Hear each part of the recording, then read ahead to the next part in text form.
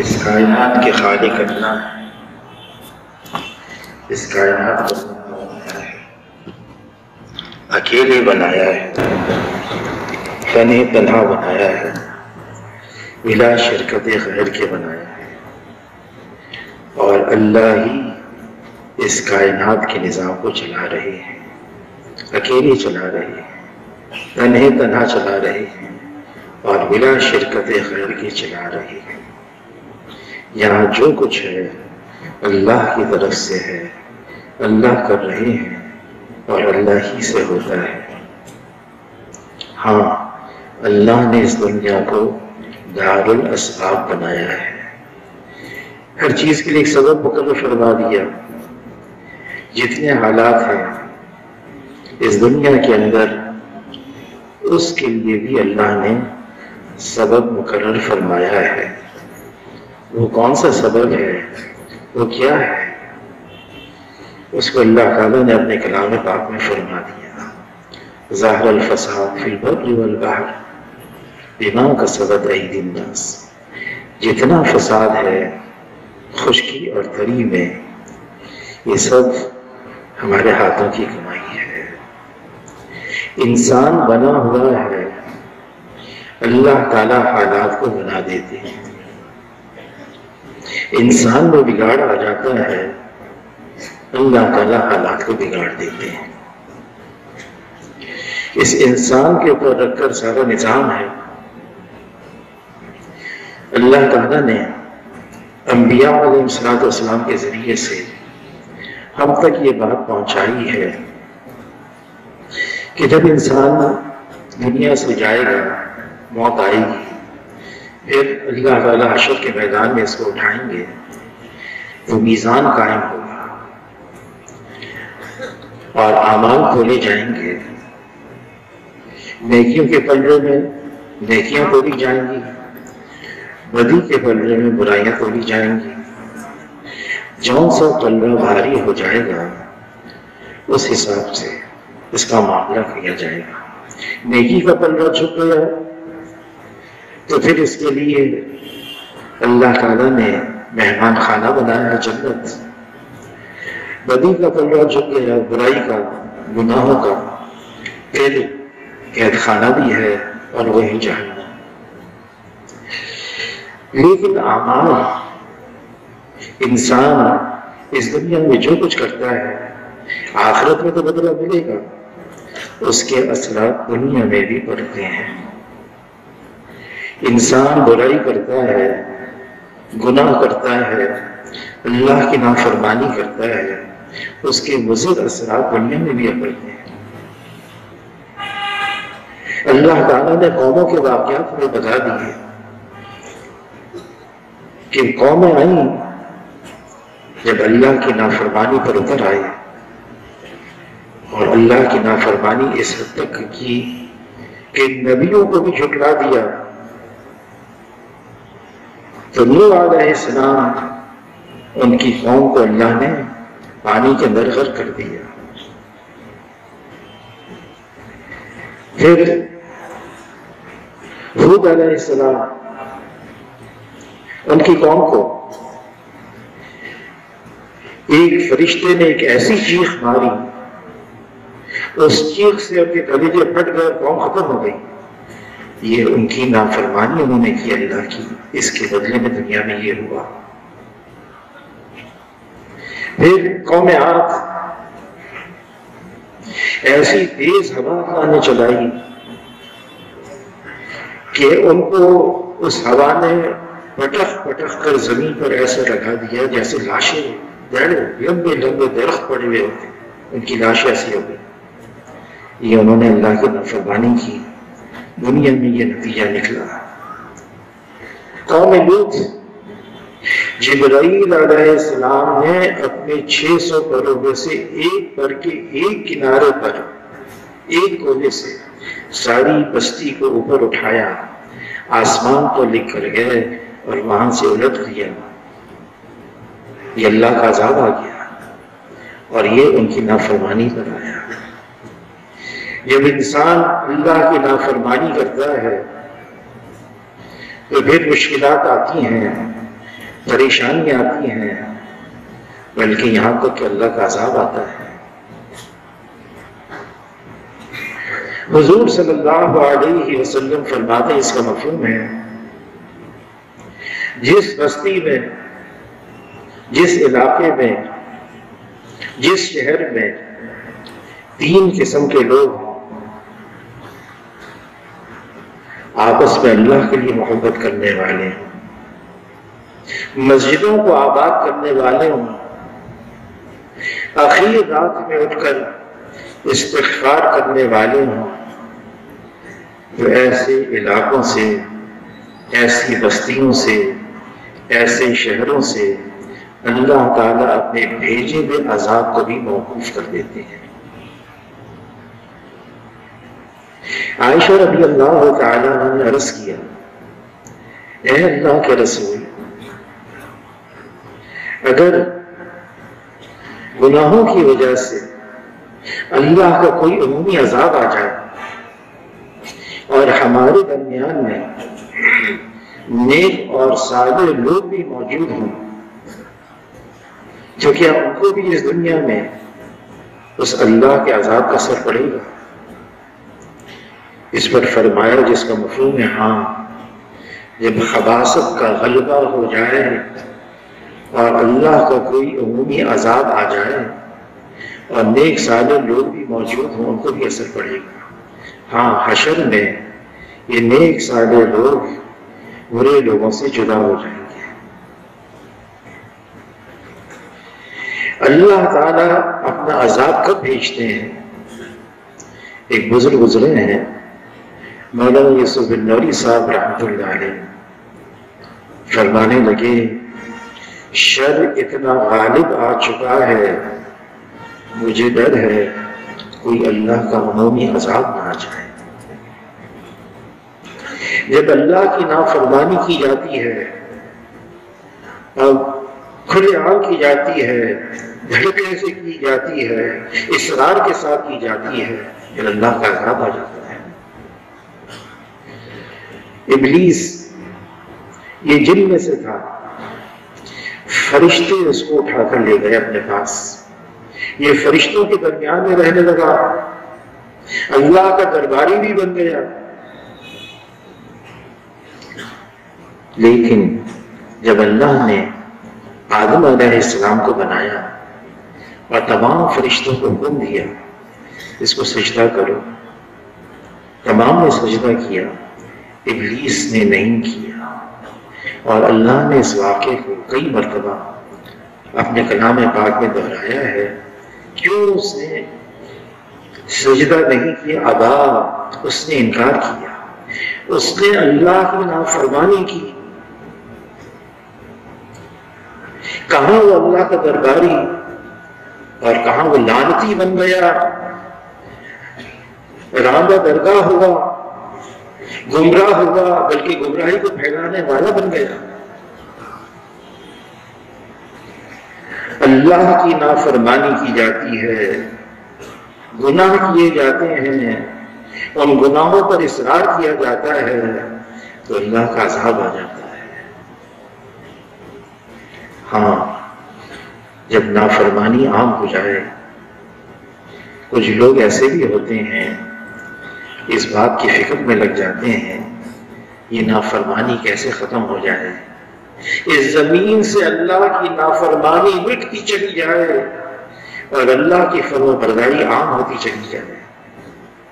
حضور صلی اللہ علیہ وسلم نے خبر دی، ایک ایسا وقت آئے گا بے حیائی عام ہو جائے گی، کھلے عام۔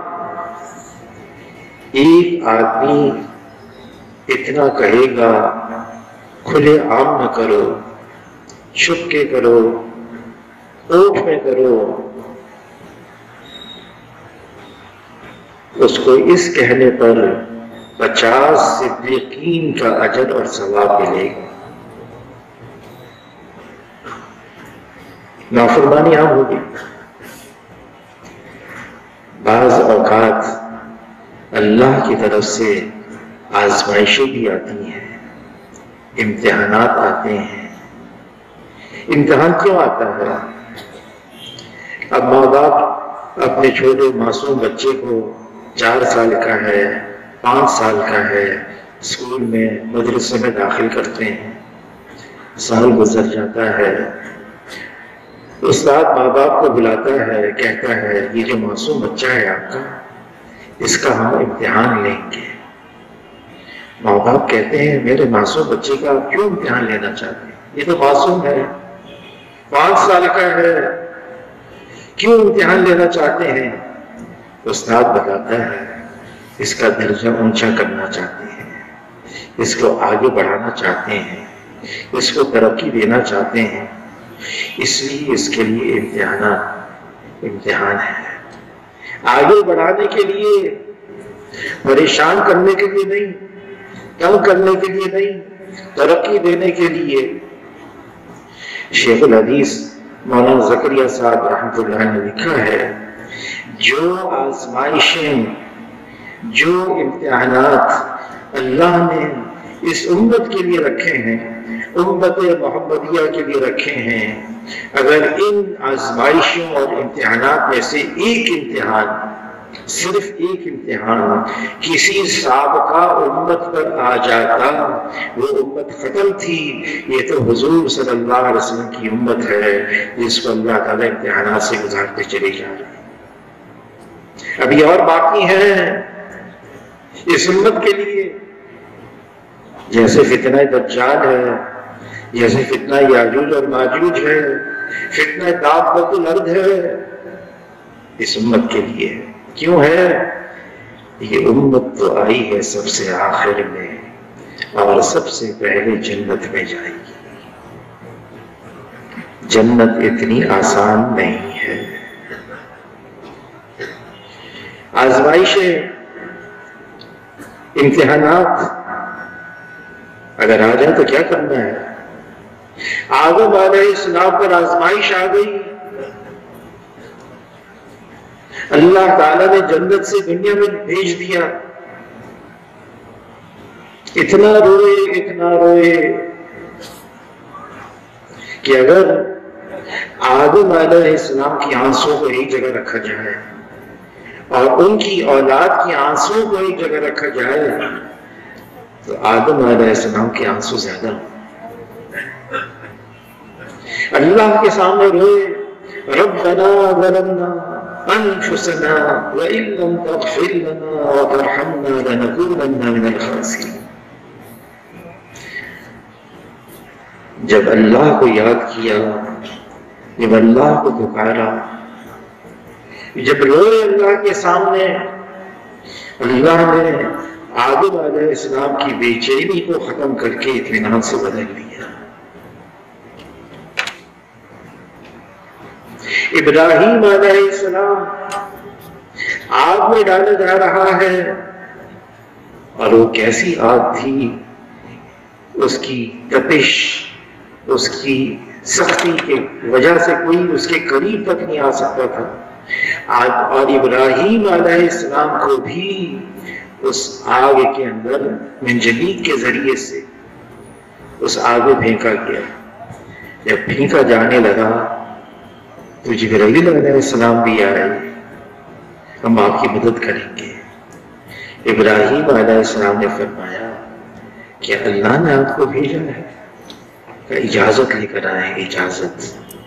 ابراہیم علیہ السلام نے فرمایا مجھے آپ کی ضرورت نہیں ہے۔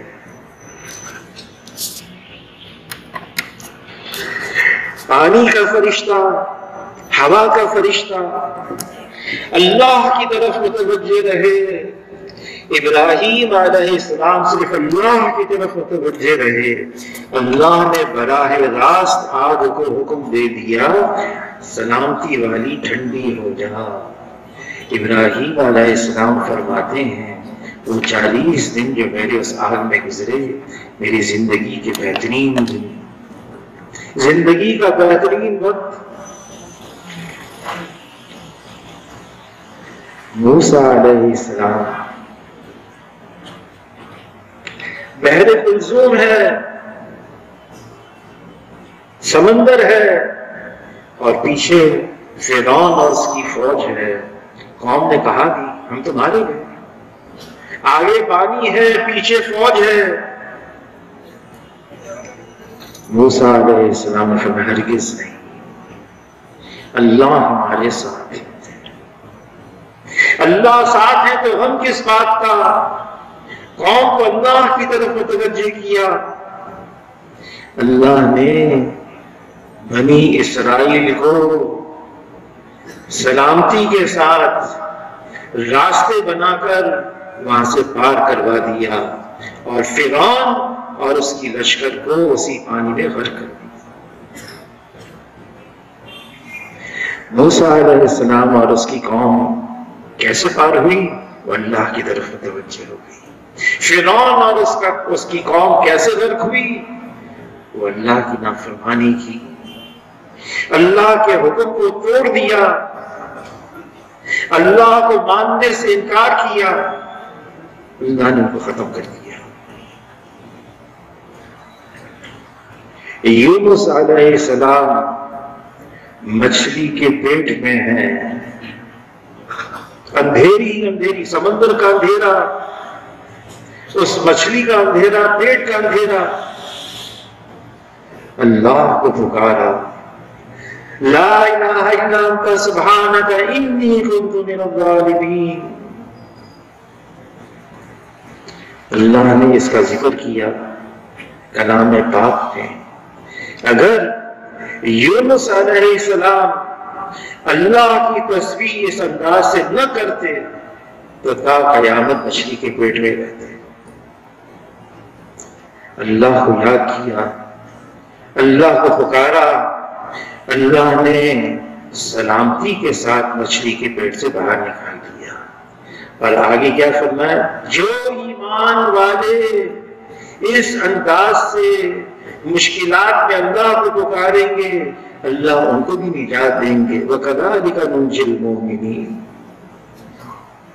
اللہ ان کو بھی نجات دے دیں گے۔ ایوب علیہ السلام بیمار ہیں، بیماری لگی ہوئی ہے، صبر کیا، اللہ کو پکارا، رب انی مسنی الضر وانت ارحم الراحمین۔ اللہ نے ایوب علیہ السلام کی صرف یہ نہیں بیماری ختم کی، تو ان کو ایسا بنا کے جیسے وہ جوان تھے۔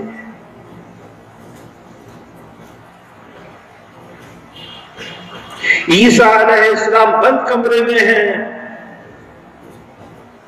اللہ کی طرف متوجہ ہو گئے، اللہ کو پکارا۔ اللہ نے عیسیٰ علیہ السلام کو سلامتی کے ساتھ بحفاظت آسمانوں پر اٹھا لیا۔ جناب رسول اللہ صلی اللہ علیہ وسلم ایک درخت کے نیچے آرام فرما رہے ہیں، درخت کی ٹہنی سے اپنی تلوار لٹکا دی، دشمن آ گیا، تلوار اتاری، جناب رسول اللہ صلی اللہ علیہ وسلم کو نیند سے اٹھایا۔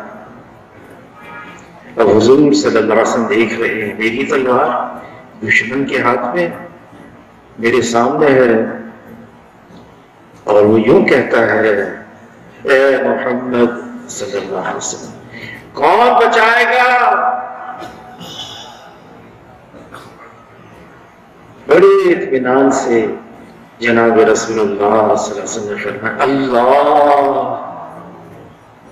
بس یہ کہنا تھا، دشمن کے ہاتھ سے تلوار گر گئی۔ جناب رسول اللہ صلی اللہ علیہ وسلم نے اپنی تلوار اپنے ہاتھ میں پکڑ لی۔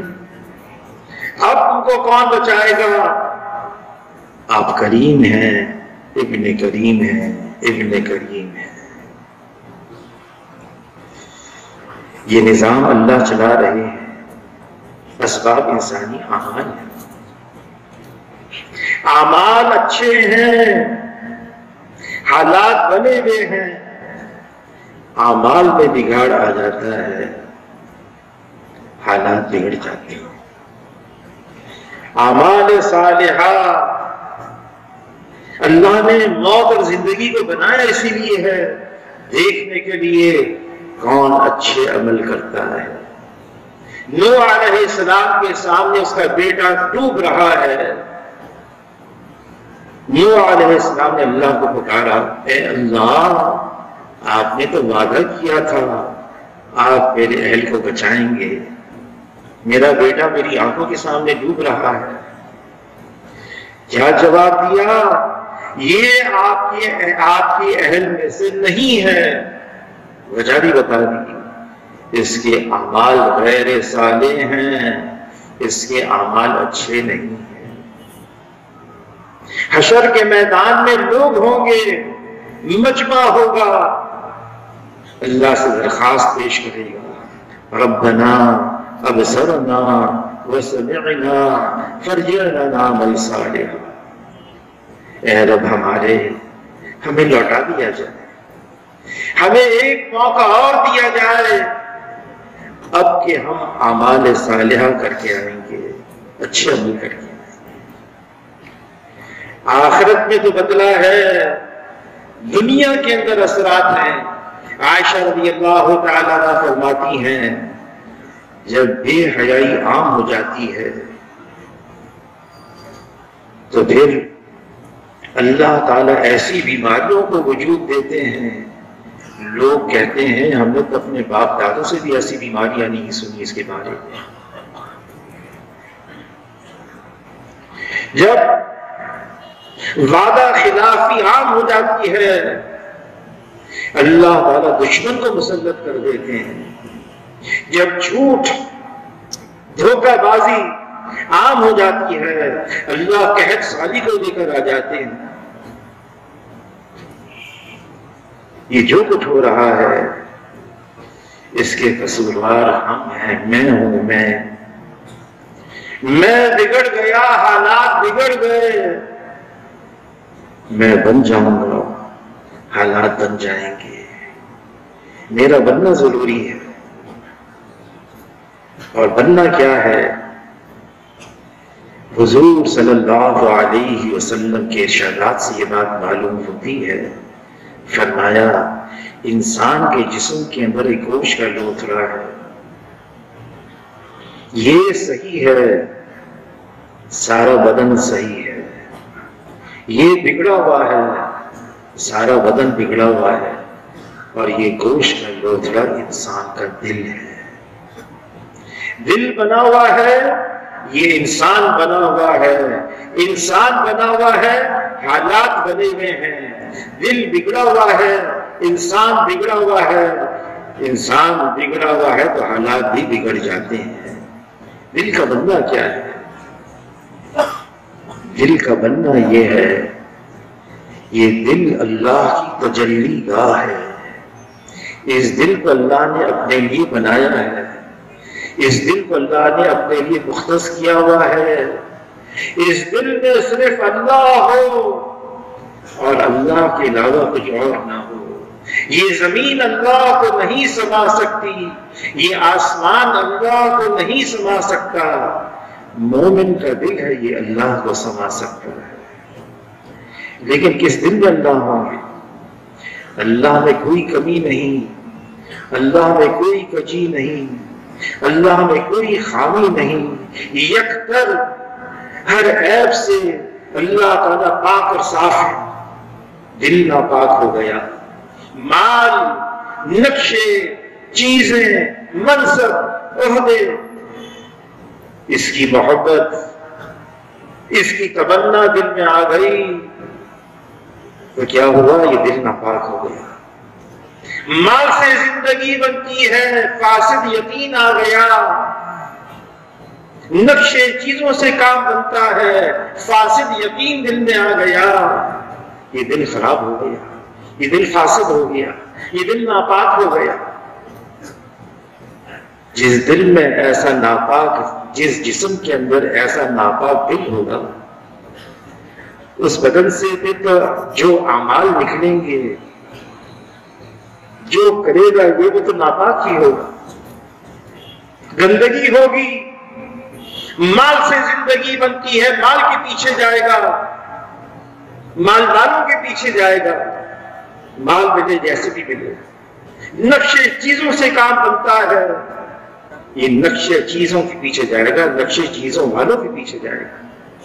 منصب سے، عہدے سے، ڈگری سے عزت ملتی ہے، منصب والوں سے عزت ملتی ہے، یہ کے پیچھے جائے گا۔ مال سے زندگی نہیں بنتی، زندگی اس کی بنتی ہے جس کی اللہ بناتے ہیں۔ نقشے چیزوں سے کام نہیں بنتا، کام اس کا بنتا ہے جس کی اللہ بناتے ہیں۔ منصب، عہدے، ڈگری سے عزت نہیں ملتی، عزت اس کو ملتی ہے جس کو اللہ دیتے ہیں۔ اللہ دینے پر آئے کوئی روک نہیں سکتا، اللہ بنانے پر آئے کوئی بگاڑ نہیں سکتا، اور اگر اللہ ہی روک دیں تو پھر کون ہے جو دے سکتا ہے؟ اگر اللہ ہی بگاڑ دیں تو پھر کون ہے جو بنا سکتا ہے؟ یہ دل، اس میں صرف اللہ ہو، وہ ایک ہے، اکیلا ہے، یکتا ہے، تنہا ہے، اللہ کا کوئی ساتھی نہیں، اللہ کا کوئی سانی نہیں، اللہ کا کوئی ساجی نہیں، اللہ کا کوئی متوازی نہیں، وہ وحدہ لا شریک لہ ہے۔ اللہ بے نیاز ہیں، صمد ہیں، بے پرواہ ہیں، اللہ کو کسی کی حاجت نہیں، اللہ کو کسی کی ضرورت نہیں، اللہ کسی کے پابند نہیں، سب اللہ کے محتاج ہیں اور اللہ کسی کا بھی محتاج نہیں ہے۔ اللہ کرتے ہیں، قدرت سے کرتے ہیں۔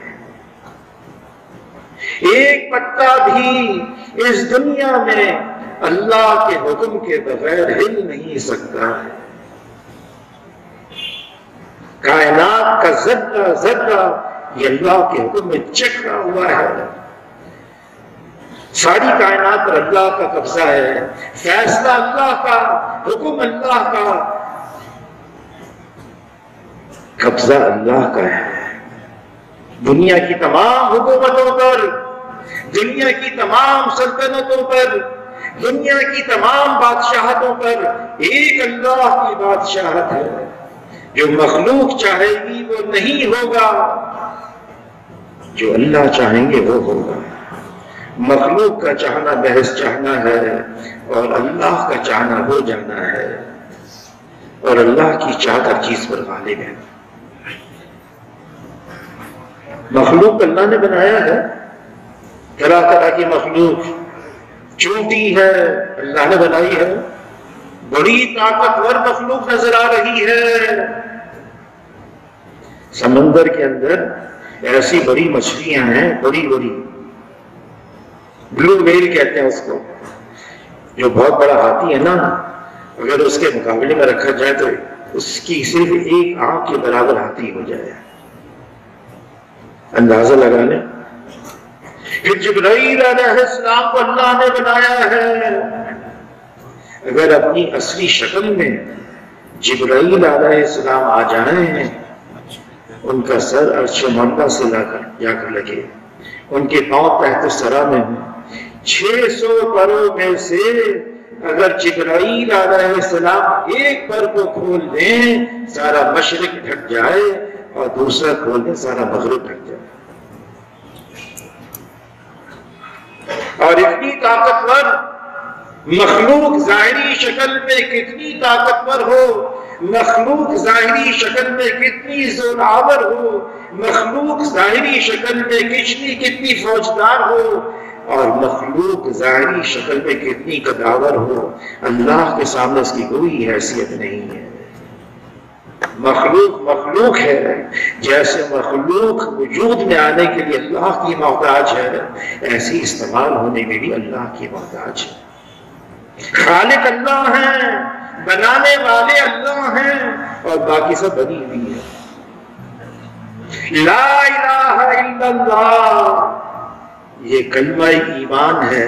لا الہ الا اللہ، یہ کلمہ یقین ہے، لا الہ الا اللہ یہ کلمہ اخلاص ہے، لا الہ الا اللہ یہ کلمہ تقوی ہے، لا الہ الا اللہ یہ کلمہ توحید ہے، لا الہ الا اللہ یہ کلمہ طیب ہے۔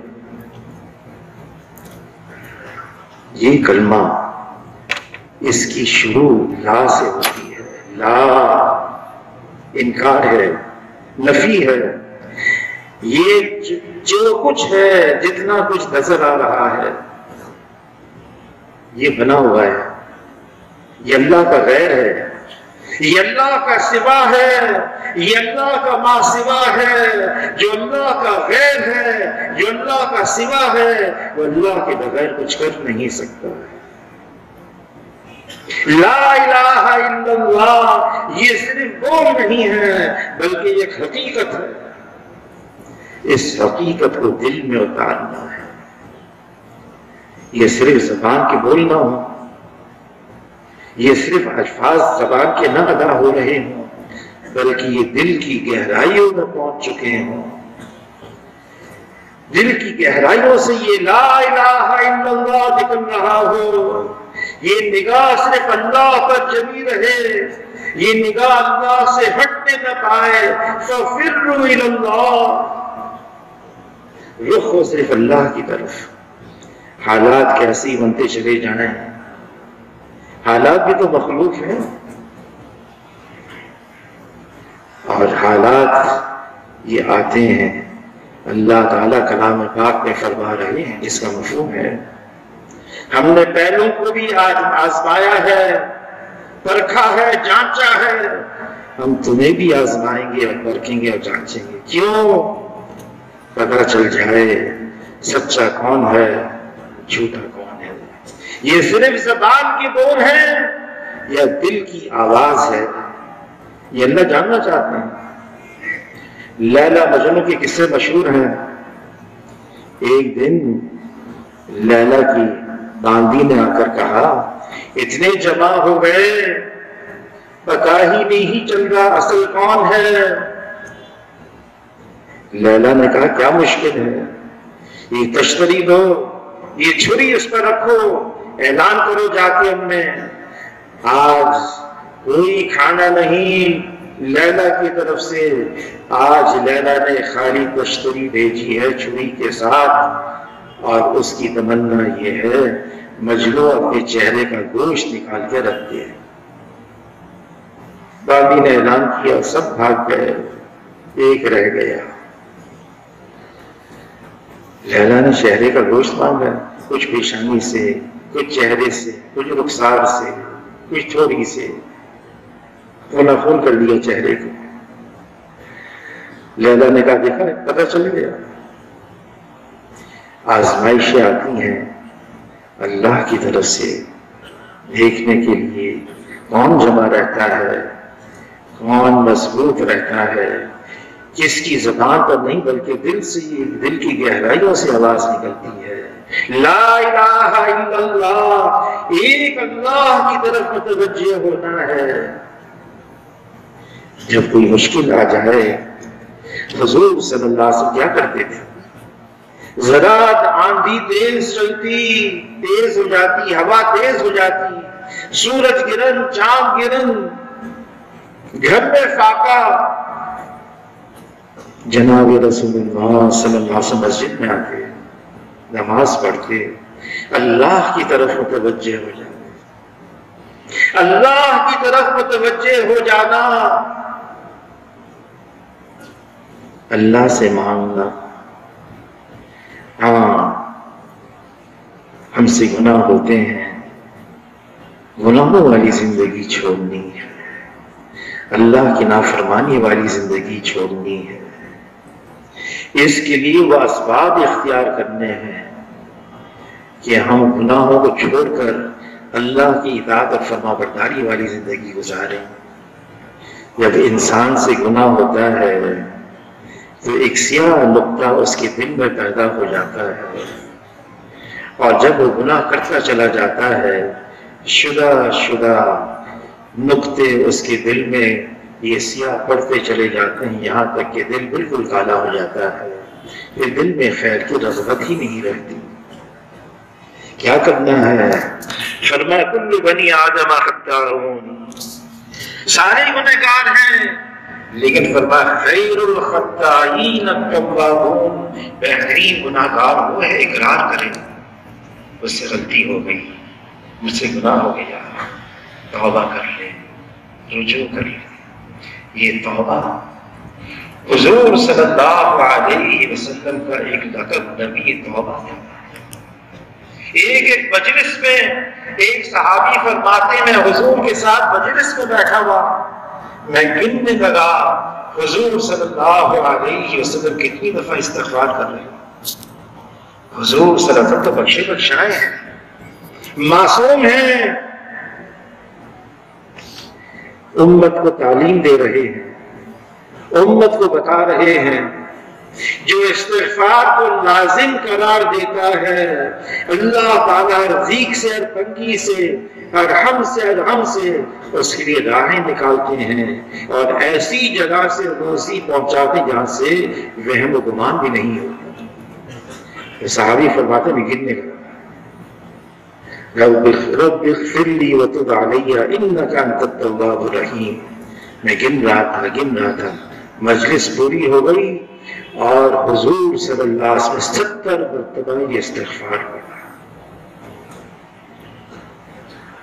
اللہ سے معافی مانگنا، ہم گناہوں کے سمندر میں ڈوبے ہوئے ہیں، جان بوجھ کر بھی، انجانے بھی، ظاہر گناہ بھی، باطن گناہ بھی ہم سے ہو رہے ہیں۔ ہم اللہ سے معافی مانگے، جس نے توبہ کر لی سچے دل سے وہ ایسا ہے جیسے اس نے گناہ کیا ہی نہیں۔ جب صبح ہوتی ہے اللہ رحمت کے ہاتھوں کو پھیلا کر فرماتے ہیں اے رات بھر کے گنہگار مجھ سے معافی مانگ لے میں تجھے معاف کر دوں۔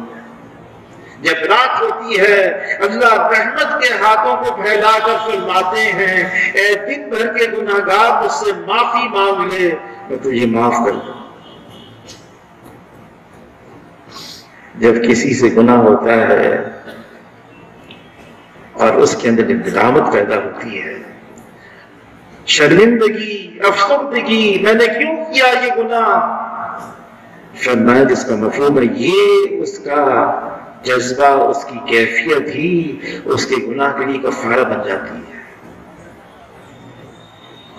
جب کسی سے کوئی گناہ ہوتا ہے اور وہ اللہ کے دربار میں آتا ہے معافی مانگنے کے لیے، تو اللہ تعالیٰ فرشتوں سے فرماتے کہ دیکھو میرے بندے کو یقین ہے کوئی اس کا پوچھنے والا، جبھی تو معافی مانگ رہا ہے، گواہ رہنا میں نے اس کو معاف کر دیا۔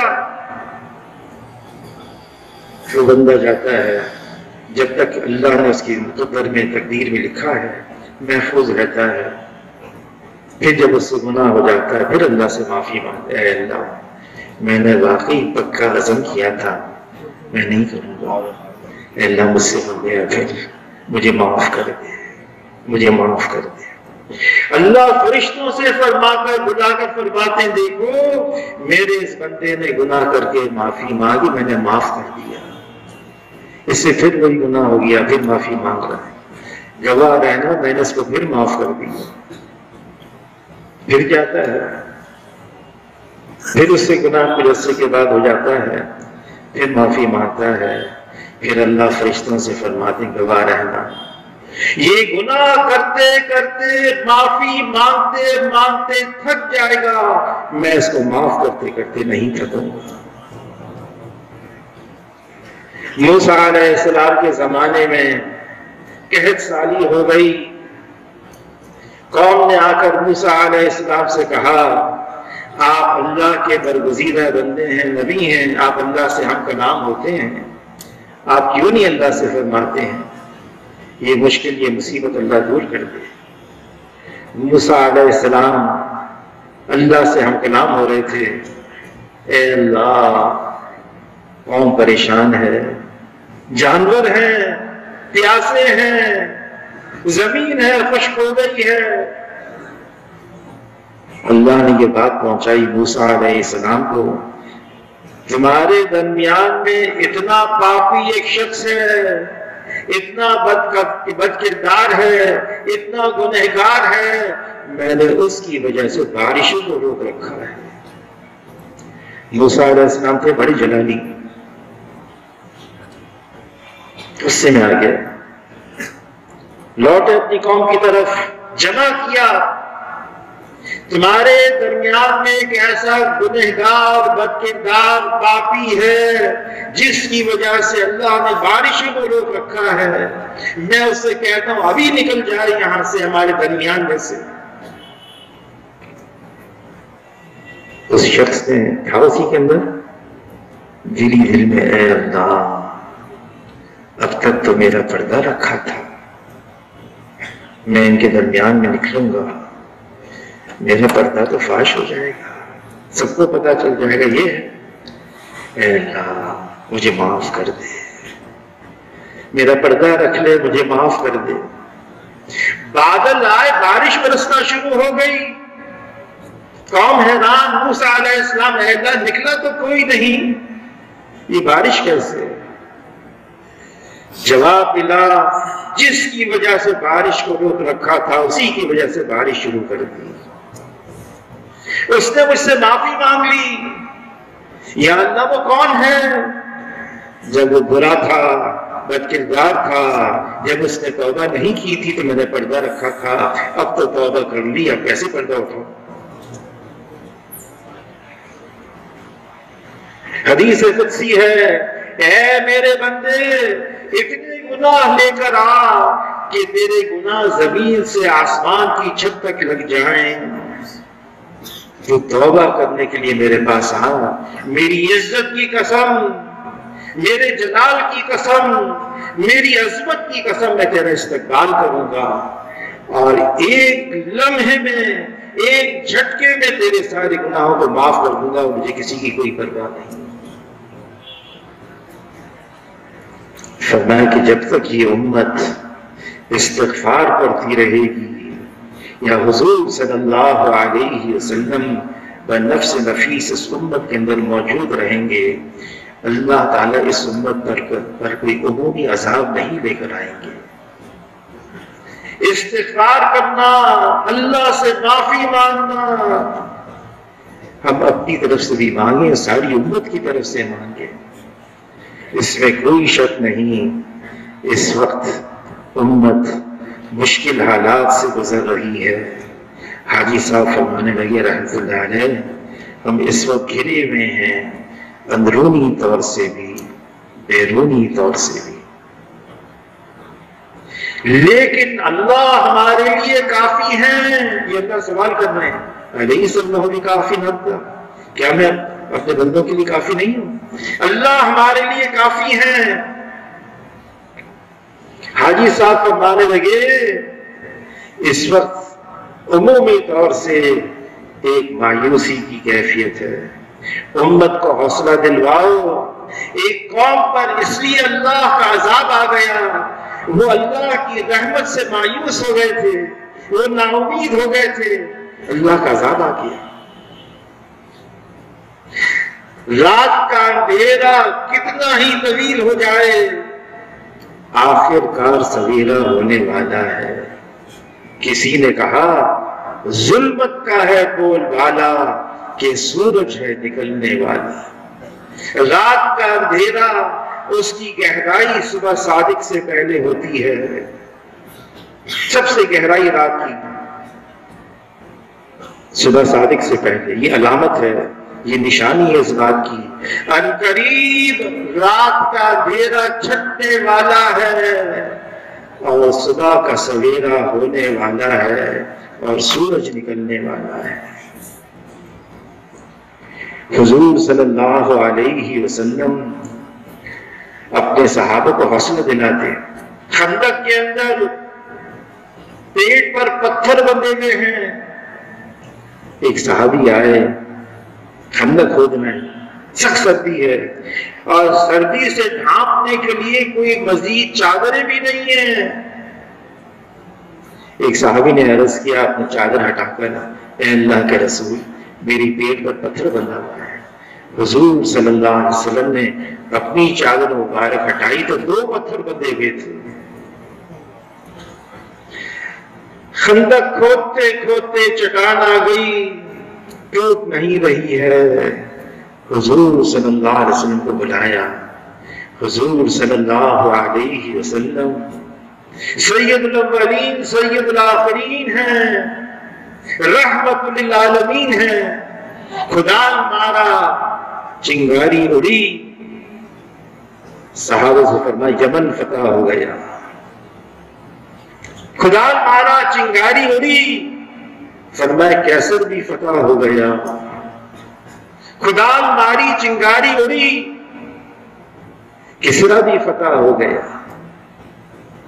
منافقین کہنے لگے پیٹ پر تو پتھر بندھے ہوئے ہیں، یمن بھی، کیسر بھی، کسرا بھی فتح ہو گیا۔ اور صحابہ کرام فرمانے لگے یقیناً فتح ہو گیا، یقیناً فتح ہو گیا۔ ایسا اطمینان ہو گیا، ان کو حوصلہ دلایا۔ جب ان کی صاحبزادی حضور صلی اللہ علیہ وسلم کی تشریف لائیں اور پانی کا پیالہ لے کر رونے لگی، حضور نے فرمایا مت رو، وقت آ رہا ہے تیرے باپ کا لائے ہوا دین ہر کچے اور پکے مکان کے اندر پہنچ کر رہے گا۔ کرنا کیا ہے؟ اللہ کی طرف متوجہ ہو جانا ہے، استغفار کرنا، اعمال اختیار کرنے، اعمال جناب رسول اللہ صلی اللہ علیہ وسلم والے اعمال، ایک ایک سنت جناب رسول اللہ صلی اللہ علیہ وسلم کی 7 زمین اور آسمان کے خزانوں سے قیمتی ہے۔ یہ 7 زمین اور آسمان کے خزانے ایک نہ ایک دن ختم ہو جائیں گے، اور حضور صلی اللہ علیہ وسلم کی ایک ایک سنت یہ اللہ کے خزانوں سے ہمیشہ ہمیشہ دلائی گی۔ صحابہ کرام کو جو قدر تھی حضور نے کیا ہے، جناب رسول اللہ صلی اللہ علیہ وسلم سے ثابت ہے۔ شریعت نے پابندی نہیں لگائی۔ عبداللہ ابن عمر رضی اللہ تعالیٰ عنہ سواری پر سوار ہیں، ساتھیوں کے ساتھ جا رہے ہیں، مدینے سے باہر جا رہے ہیں، اب باہر نکلے ہی ہیں اور سواری پر سوار، اور عبداللہ ابن عمر رضی اللہ عنہ چپ گئے۔ اچانک ساتھی نے پوچھا کیا ہوا؟ اچانک جھک گئے، آپ کے پیٹ میں درد، آپ کی پیٹھ میں درد، یہ کیا ہوا؟ فرمایا نہ پیٹ میں درد نہ پیٹھ میں درد، میں ایک دفعہ حضور صلی اللہ علیہ وسلم کے ساتھ یہاں پر گزر رہا، یہی جگہ تھی، یہاں ایک درخت تھا، اس کی ٹہنی تھی، حضور سواری پر سوار تھے، حضور صلی اللہ علیہ وسلم اپنی سواری پر سوار ہوتے ہوئے اس درخت کی ٹہنی سے اس طرح سے گزرے کہ گردن کو اپنی سواری کی گردن کے قریب لگا دیا۔ وہ درخت تو باقی نہیں رہا، خیال ہوا یہاں سے گزر رہا ہوں، حضور صلی اللہ علیہ وسلم کی اتباع میں گزرتا ہوا جاؤں، یہ حضور کا عمل باقی ہے۔ اور آگے گئے، عبداللہ ابن عمر رضی اللہ تعالیٰ انہوں نے سواری رکوائی، بٹھائی، اترے، ریت کا ٹیلا تھا، اس کی اوٹ میں جا کے بیٹھے، واپس آئے۔ اب کیا کیا؟ فرمانے لگے ایک مرتبہ میں حضور صلی اللہ علیہ وسلم کے ساتھ یہاں پہ گزر رہا تھا، اسی جگہ حضور نے سواری رکھوائی، یہی ریت کا ٹیلا، حضور کو حاجت ہوئی، اس ریت کے ٹیلے کی اوٹ میں جا کے فارغ ہوئے، مجھے کوئی حاجت نہیں، دل میں خیال ہوا یہاں سے گزر رہا ہوں، حضور صلی اللہ علیہ وسلم کی اتباع میں گزرتا ہوا جاؤں۔ حضور صلی اللہ علیہ وسلم نے کیا ہے، صحابہ اکرام کو صرف پتہ چل جائے سنت ہے، یہ سنت ہے، اس پر جان نثار کرنے کے لیے تیار۔ میرے حبیب نے کیا ہے، جناب رسول اللہ صلی اللہ علیہ وسلم سے ثابت ہے کہ خلاف پیغمبر کا صحرا گزید کہ ہرگز بمنزل نہ خواہد رسید، یہ حضور صلی اللہ علیہ وسلم کے راستے سے ہٹ گیا، وہ بھٹک گیا، اب کبھی بھی وہ منزل مقصود تک نہیں پہنچ سکتا۔ ایک ہی راستہ ہے، ان کنتم تحبون اللہ فاتبعونی یحببکم اللہ۔ اگر کہتے ہو، تمہارا دعویٰ ہے تم اللہ سے محبت کرتے ہو، فاتبعونی، تم حضور صلی اللہ علیہ وسلم کا اتباع کرو، جیسے حضور صلی اللہ علیہ وسلم نے کیا ہے ویسے کرنا ہے۔ حضور صلی اللہ علیہ وسلم والے اعمال، شیخ الحدیث مولانا زکریا صاحب رحمۃ اللہ نے لکھا ہے، سنت کی نیت سے، سنت کے طریقے پر کوئی بیت الخلا جائے، یہ عمل بھی اس کا جنت دلوائے گا۔ سنت کی نیت سے، سنت کے طریقے پر، یہ ساری زندگی ملی اسی لیے ہے۔ ہم اللہ سے معافی مانگیں، توبہ کریں، اور جو تقوی اختیار کرتا ہے، تقوی اختیار کرنا بہت ضروری ہے۔ تقوی کیا ہے؟ عمر رضی اللہ تعالیٰ عنہ نے کعب رضی اللہ تعالیٰ عنہ سے پوچھا، کعب تم مجھے بتا سکتے ہو تقوی کیا ہے؟ تقوی کا علماء حضرات تو فرماتے لفظی معنی ڈرنا ہے ایسی چیز سے جس سے نقصان کا اندیشہ ہو، یعنی اللہ کی نافرمانی کریں گے، اللہ کا کہیں عذاب نہ آ جائے، اللہ کی نافرمانی سے ڈرنا چاہیے۔ مولانا یوسف صاحب رحمۃ اللہ علیہ ہوائی جہاز میں سفر کر رہے تھے، ہوائی جہاز میں، تو کسی نے مولانا یوسف صاحب رحمۃ اللہ علیہ کو کچھ پیش کیا کھانے کے لیے، فرمایا وہ کھانے کی پڑی ہوئی ہے، اس جہاز میں تو شراب لوگوں کو دی جا رہی ہے، مجھے تو یہ ڈر لگ گیا ابھی گرا یہ جہاز، یہ ابھی گرا جہاز، یہ ابھی گرا، کہیں اللہ کی نافرمانی کی وجہ سے کوئی مصیبت نہ آ جائے۔ اللہ کی نافرمانی پوچھا کعب رضی اللہ تعالیٰ عنہ سے، عمر رضی اللہ تعالیٰ عنہ تقویٰ کیا ہے؟ الٹا سوال کیا کعب رضی اللہ تعالیٰ عنہ، اے عمر تمہارا یہ ڈھیلا ڈھالا لباس، تم ایسے تنگ راستے سے گزرے ہو، ادھر بھی خاردار جھاڑیاں، ادھر بھی خاردار جھاڑیاں۔ عمر رضی اللہ تعالیٰ عنہ میں گزرا ہوں، کہ کیسے گزرے ذرا دکھاؤ تو صحیح۔ عمر رضی اللہ تعالیٰ عنہ نے اپنے کپڑے سمیٹے، بہت احتیاط سے قدم رکھنے لگے، فوراً کعب رضی اللہ عنہ فرمایا یہ ہے تقویٰ، یہ ہے تقویٰ، ادھر بھی اللہ کی نافرمانی، ادھر بھی اللہ کی نافرمانی، اپنے آپ کو بچا کر چلنا ہے، گناہوں سے بچنا یہ بہترین تقویٰ ہے، گناہوں سے بچنا یہ بہترین تقویٰ ہے۔ اس کے لیے اللہ سے مانگنا بھی ہوگا۔ حضور صلی اللہ علیہ وسلم نے علی رضی اللہ تعالیٰ عنہ کو دعا سکھائی، اور اس دعا کے شروع کے الفاظ کیا ہیں؟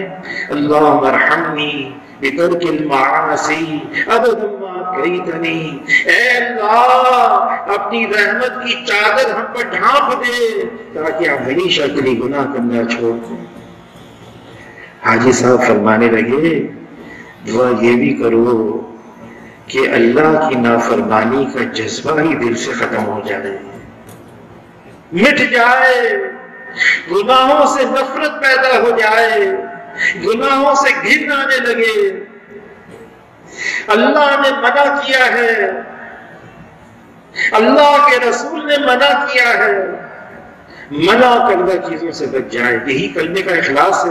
من قال لا الہ الا اللہ مخلصا دخل الجنہ، جس نے اخلاص سے کلمہ پڑھ لی جنت میں داخل ہو گیا۔ قیل وما اخلاصھا، اخلاص کیا ہے؟ کیا جواب ملا؟ انت حجز محارم اللہ، اللہ کی حرام کردہ چیزوں سے آدمی بچ جائے، رک جائے، ٹھہر جائے، نہیں کرنا ہے، اللہ نے منع کیا ہے، اس کے لیے کیا کرنا ہے؟ ماحول کا ہونا بہت ضروری ہے۔ جناب رسول اللہ صلی اللہ علیہ وسلم فرماتے ہیں، اس کا مفہوم ہے اگر کوئی عطار کی دکان پر جائے، اگر عطر نہ بھی خریدے خوشبو تو آئے گی۔ اگر آدمی لوہار کے پاس چلا گیا، چنگاری اڑ کر کپڑوں کو نہ لگے، دھواں تو کہیں نہیں گیا، دھواں اور بدبو تو آئے گی۔ فرمایا آدمی اپنے دوست کے دین پر ہوتا ہے، بتاؤ تمہارے دوست کون ہیں؟ میں بتا دوں گا تم کون ہو۔ جس کے ساتھ اٹھنا بیٹھنا ہو۔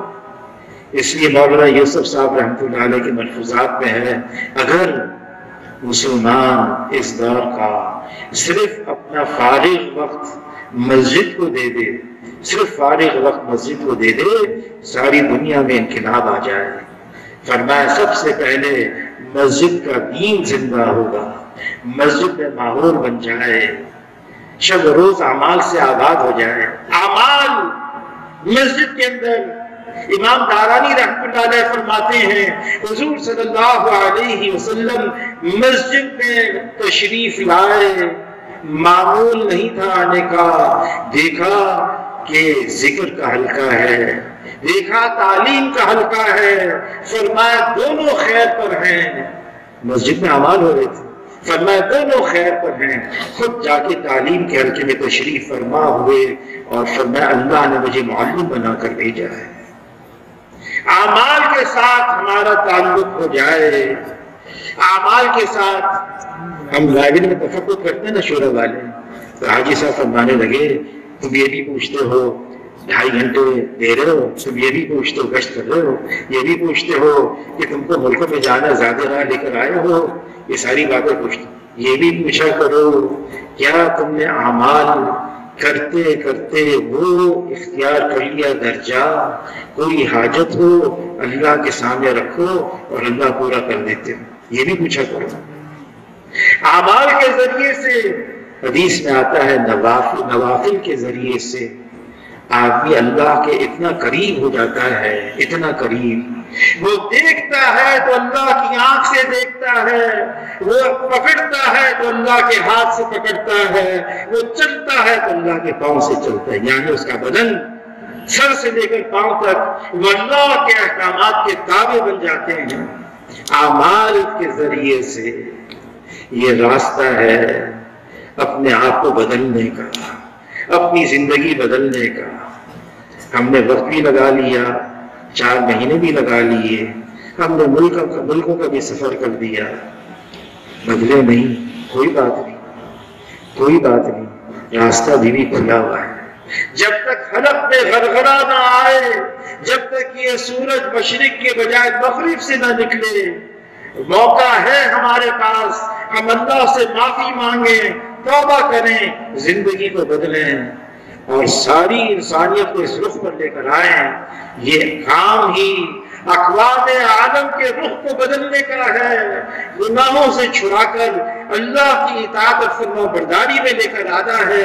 اس زمین پر اللہ کی نافرمانی ختم ہو جائے اور اس زمین پر اللہ کی فرما برداری عام ہوتی چلی جائے۔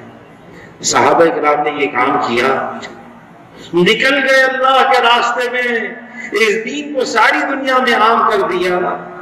اب ہمارے اوپر آیا ہے سارا مسئلہ، جیسے صحابہ کرام نکلتے تھے ہم بھی نکلے۔